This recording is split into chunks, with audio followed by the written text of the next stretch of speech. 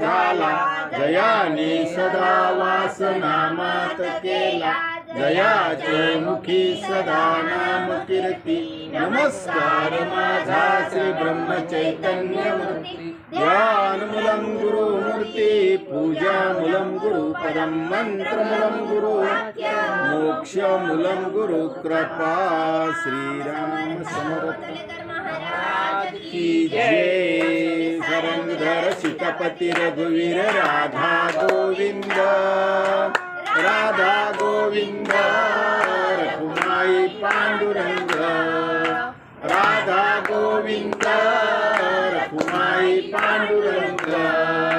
लक्ष्मी सारंगधर सीतापती रघुवीर राधा गोविंद, राधा गोविंद. रघुमाई पांडुरंग, राधा गोविंद. रघुमाई पांडुरंग. नाथ भगवान की जय. जय जय. सुरू. 3 जुलै सद्गुरूंची कामगिरी. सद्गुरूची कामगिरी कोणती?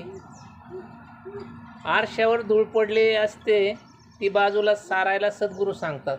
फक्त आरशावरची धूळ सारली की आपलं सगळं व्यवस्थित होतं. आपलं चुकतं कुठं ते सद्गुरू सांगतात. सद्गुरू आपल्याला मार्गाला लावतात. स्वप्नामध्ये तलावात पडला म्हणून ओरडू लागला, तो जागा झाल्यावर ओरडायचा थांबला. सद्गुरू जागे करण्याचे काम करतात. सद्गुरूंचं कार्यच ते. झोपल्याला म्हणजे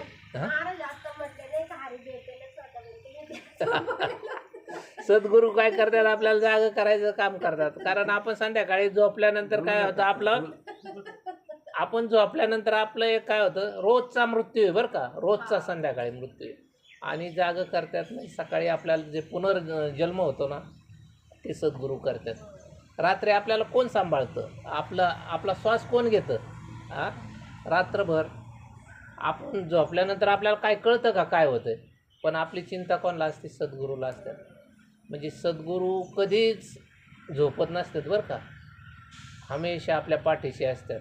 सद्गुरूंचं हे कार्य आजचं तेच आहे. ह्या आजच्या प्रवचनाचं शीर्षक तेच आहे, सद्गुरूची कामगिरी. सद्गुरूंचं काय आहे, आपल्यावर किती उपकार आहेत, महान उपकार. सद्गुरू जागे करण्याचे काम करतात, आपल्याला कायम जागं करतात. पण आपण काय होतो, आपण म्हणजे आता म्हणतात, आता मी इथं बसलोय पण मी झोपलेलो आहे, माझं लक्ष कुठं आहे? घरी. म्हणजे मी झोपलेलो आहे. पण सद्गुरू हमेशा जागं करतात. उठ, नाम घे, हे घे. सद्गुरू काय करतात, आपल्याला जागं करण्याचं काम करतात. मला करायचे काही उरले नाही असे ज्याने म्हटले त्याने सद्गुरू खरोखर केला असे म्हणावे. बघा, लय महत्त्वाचं वाक्य आहे. आता आपल्याला काहीच नाही राहिलं बा या जीवनात असं ज्याला वाटत ना त्यानेच सद्गुरू केला, खरोखर सद्गुरू केला. नाही तर मग काय सद्गुरू करायचा आणि आपण रात्रंदिवस आपल्या प्रपंचात गुंतलं. प्रपंचात करायलाच सांगितलं आहे. प्रपंच नाही केला तर आपल्या पोरांचं काय होईल? ते तर करायचं आहे. ते करून आपल्याला हे सद्गुरून दिलेलं जे तत्व आहे ते आपल्याला जपायचं आहे. त्यासाठी ते काय करतात, आपल्याला हमेशा जागं ठेवतात. एखादा सुखवस्तू ग्रहस्थ मी स्वस्त आहे असे म्हणतो, पण ते काही खरे नाही. वरवरच म्हणतो, मी लय आनंद, माझं लय, एखाद्या म्हणून कसं काय, एकदम आनंदात बरं का. कशाचा आनंदात? सगळं दुःखीचे. खरा सुखी आहे ना ज्याने सगळं सोडलंय, समजा फक्त सद्गुरूलाच मानले तोच सुखी आहे. नाही तर आपण संसारिक आहेत ना, संसारातच राहायचं आहे. पण काय करायचं, संसार करून आपल्याला परमार्थ करायचा आहे.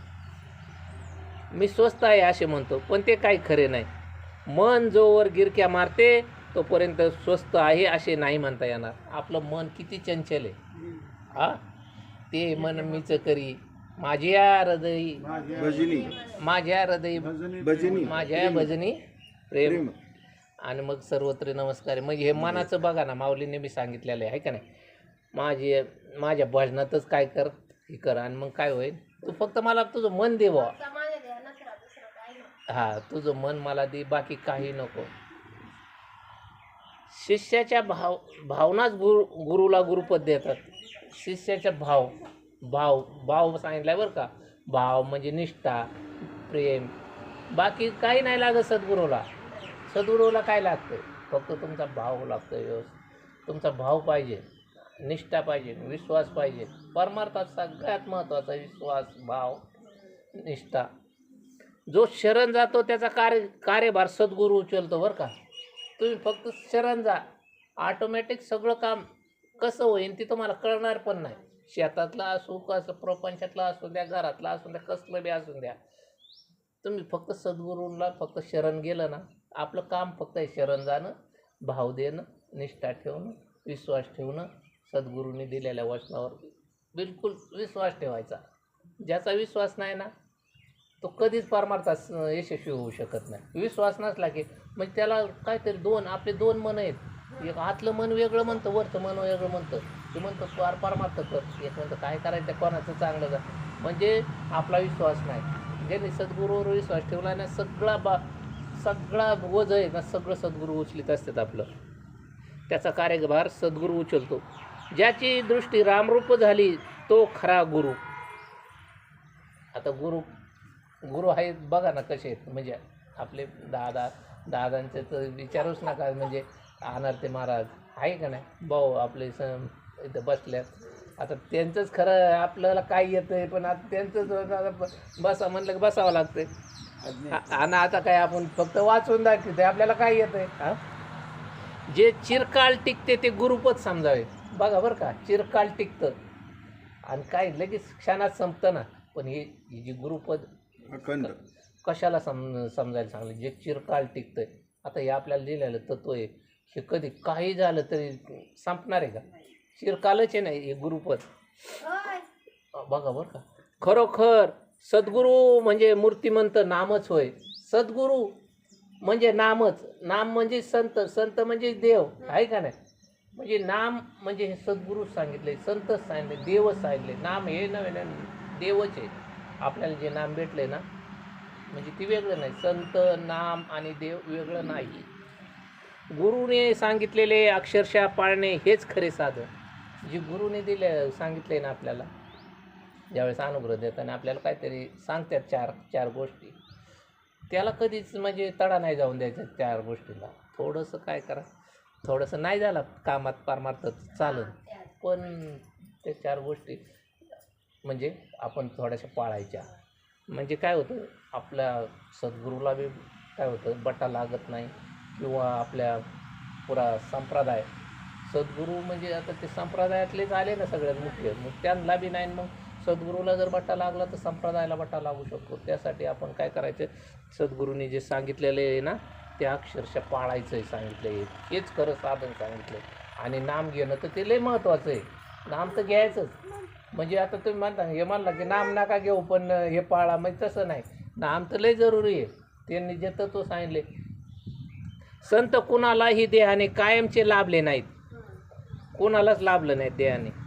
संतांना भगवंताचा जो ध्यास असतो तो महत्त्वाचा असतो.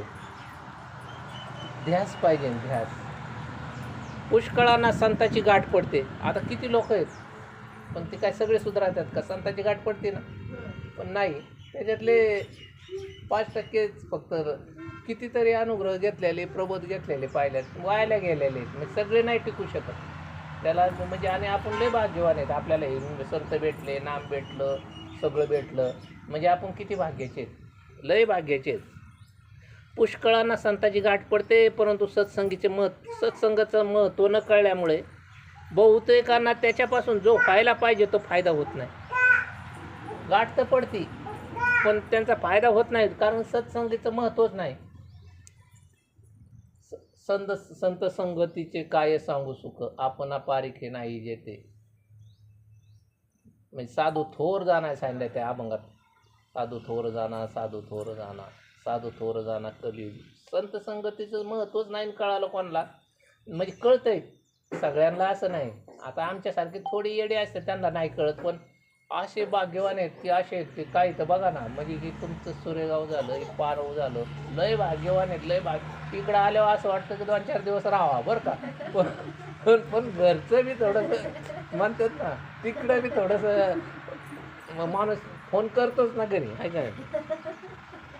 सत्संगतीचे महत्त्व न कळल्यामुळं म्हणजे सत्संगत आता इथं कसं कळते, आता येतात महाराज येतात अनाथे महाराज, आणि खरंच काय सत्संगतीचं महत्त्व, खरंच सत्संगतीशिवाय काही नाही बरं का. जी त्याच्यात किती अभंग आहेत संतांचं. सत्संगतीचे महत्त्व न कळल्यामुळे बहुतेक ना त्यांच्यापासून जो व्हायला पाहिजे तो फायदा होत नाही बरं का. आपली जी कर्तव्य ठरली आहेत ती आपण बरोबर करावीत. आपलं कर्तव्य कर्म बरोबर करा, सगळं काही व्यवस्थित होईल. आता हे पहिलेच आलं होतं ना की साधूवर जबाबदारी सोडून द्या त्यांच्यावर, बस मग ते बघते काय करायचं ते. त्यामुळं काय होतं, आपली कर्तव्य आपण बरोबर कर्म जर केलं, कर्म आपण बरोबर करावीत. व्यापार थोडक्या प्रमाणात केला तर पुढे वाढतो. कधी बी तुम्हाला सांगतो, 5-6 जर गाया ठेवल्या तर त्यांना रोज म्हणजे ते गोचेड्याचं औषध मारू शकतो. त्यांचं दूध बी चांगलं, त्यांना चारा बी थोडासा व्यवस्थित मिळतो. आणि तुम्ही 100 करा बरं, काय होईल, सगळ्या शेणाने भरलेल्या मिळत्या, नाही तर काहीतरी होईल. 4-5 जणाला खायला नाही भेटायचं, 4-5 ज्या दुखते त्याला टाकू काढल्या थोड्याशी होईल. त्यासाठी व्यापार थोडक्या प्रमाणात केला तर पुढे वाढतो. थोडंच करायचं पण चांगलं करायचं. मग तसंच परमार्थसुद्धा काय लय नाही करायचं, थोडं करायचं. नाही तर एकदमच एका दिवसात एवढं वाचलं आणि सगळं डोक्यावर पाणी गेलं, काय उपयोग आहे. एवढंच पान वाचायला सांगितलं ना गोंदवलेकर बाबांनी आपल्याला, किती एवढंच वाचा, पण थोडं व्यवस्थित वाचा. त्याप्रमाणे कर्तव्य करीत गेल्याने फळाची आशा आपोआप सुटेल. असं जर केलं ना, फळाची आशा आपल्याला सुटेल. फळ देणार आहे काय, ते सगळं तेच देणार आहेत. आपण किती पळालो तरी आपला पाय तिथंच पडणार आहेत बरं का. जेवढा टाकायचा तिथंच पडतो बरं का. तुम्ही रात्रंदिवस पळा, नाही तर थोडं 1 तास बी पळा, पण 1 तास कसं सांगितले, एकदम करेक्ट चालायला सांगितले. आपले कर्तव्य कोणते ते सद्गुरू आपल्याला दाखवून देतात. सद्गुरूंनी आपल्याला दाखवून दिले आपलं कोणतं कर्तव्य आहे. रथ आहे खरा, पण जर त्याला सारथी म्हणणे म्हणजे चालवणारा नसेल. रथ आहे सगळे म्हणजे गाडी आहे, ट्रॅक्टर आहे, असं दारात उभा आहे, पण त्याला ड्रायव्हरच नाही तर त्याचा उपयोग काय होणार आहे. मग तसा आपला ड्रायव्हर कोण आहे, भगवंताचा सारथी कोण भगवंत सारथी राहिलेले आहेत का नाही महाभारतात. अर्जुनाचा सारथी पण केलं त्यांनी, केलं का नाही. पण त्यांनी काय नाही केलं, म्हणजे शिष्यासाठी काय नाही केलं. अहो भगवंताचा जन्मच तुम्हाला सांगतो, आपण तर आपला जन्म तर चांगला ठिकाणी झाला, घरी झाला किंवा एशीमध्ये झाला आहे त्या दवाखान्यात. भगवंताचा जन्म कुठं झाला, जेलमध्ये झाला बरं का. जेलमध्ये ती बी रात्री 12 वाजता काळोख्या अर्च्यात, बाहेर सगळा पाऊस येत होता. आणि आईवडिलाचं किती वेळ सुख भेटलं बरं भगवंताला. उचललं का नाही लगेच वसुदेवाने, कुठं नेलं, गोकुळात गेल्यावर बी तिथं काय सुख भेटलं का. तिथं बी ते आपल्या ते कोण आली होती विष पाजायला, ती पुतना, परत ते कालिया नागाने. अहो अशी, मग तिथं बी काय त्यांना सुख नाही भेटलं. तिकडं द्वारकेत गेले, तिथं बी काय दिसलं त्यांना, द्वारका बुडलेली स्वतः म्हणजे बुडली बरं का. द्वारका बुडली ना, वाचला असेल तुम्ही शास्त्रात. द्वारका बुडली, सगळं त्यांचं कुळ होतं ना यादव कुळ, ते स्वतः डोळ्याने पाहिलं. कारण कोणाचा होता, त्या गांधारीचा मला वाटतं शाप होता, आहे का नाही. तो गांधारीचा शाप होता की तुझं सगळं वंश बुडन म्हणून. सगळं यादव कुळ सगळं बुडलं बरं का. आणि शेवटी काय झालं, शिकारी पारत्याकडूनच त्यांचा काय झालं, मृत्यू कसा झाला. म्हणजे भगवंताला आहे ना, म्हणजे जो सारथी करतोय म्हणजे आपलं रक्षण करतोय, त्यांना किती त्रास झाला आणि आपण किती आनंदात आहे का नाही. आपल्याला कपडे चांगले आहेत, आपल्याला घर आपल्याला झोपायला गादी देतात, खाट देतात, जेवण देतात, 2-3 वेळा 4 वेळा चहा देतात. आणि आपण किती म्हणजे मग आपण कसं करा, आपलं सारथी कोण करतं, भगवंत करतात.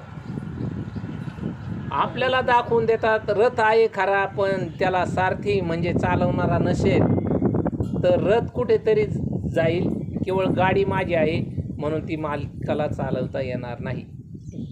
ड्रायव्हर नसला तर गाडी कुठं जाईल का नाही, खड्ड्यात जाऊ शकते. साधी बैलगाडीसुद्धा चालवता येणार नाही. आपला देह मनुष्य आपल्या मनाने चालवितो. आपला देह मनाने चालतो आणि खड्ड्यामध्ये पडतो. सद्गुरू हे गाडीवानाचे काम करतात.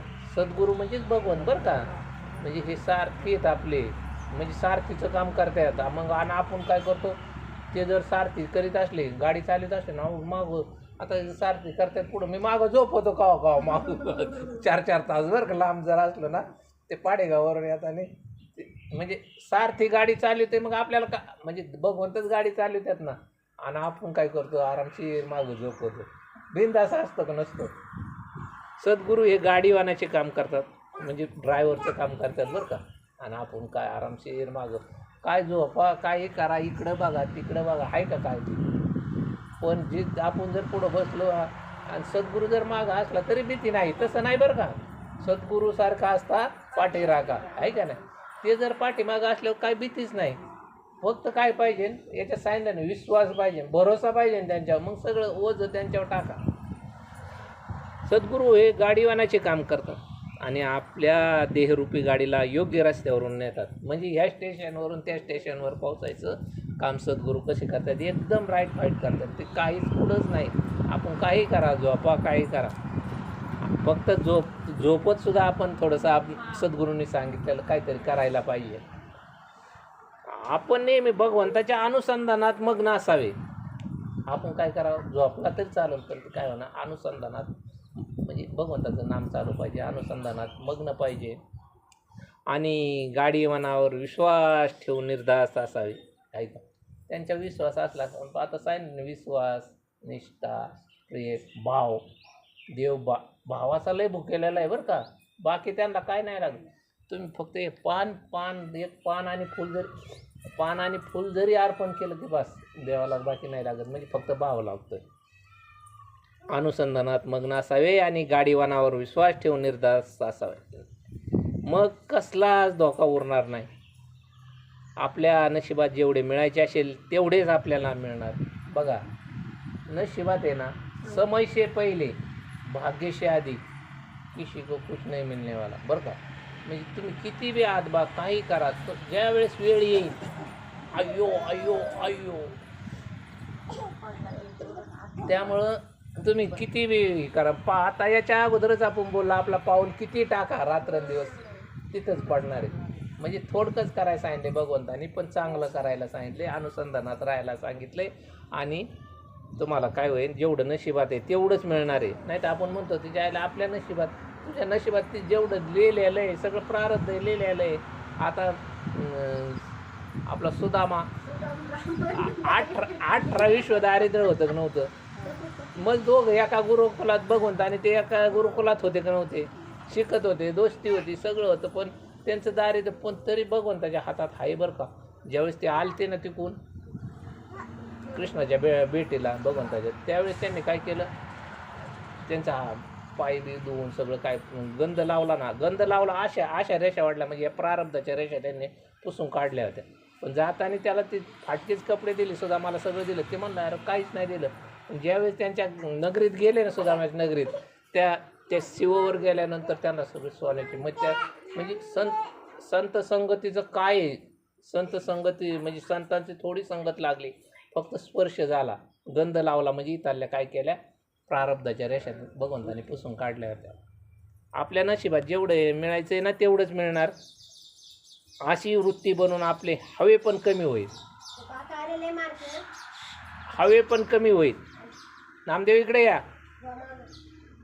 मनाची ही वृत्ती झाली, वृत्ती व्हायला पाहिजे बरं का. आपल्या मनाची वृत्ती झाली पाहिजे. आपल्याला तेवढंच मिळणार आहे, फक्त हाव कमी करायची. हाव पडशील. मनाची वृत्ती झाली की जे घडेल ते भगवंताच्या इच्छेनेच घडेल असे आपल्याला वाटू लागेल. जी होईल ना ते सगळं भगवंताच्या इच्छेनेच होणार आहे. मग चांगलं हो वाईट हो, फक्त काय होतं, आपल्याला चांगलं झाल्यावर आनंद वाटतो, वाईट झाल्यावर दुःख होतं. मग हेच बदलतं बरं का.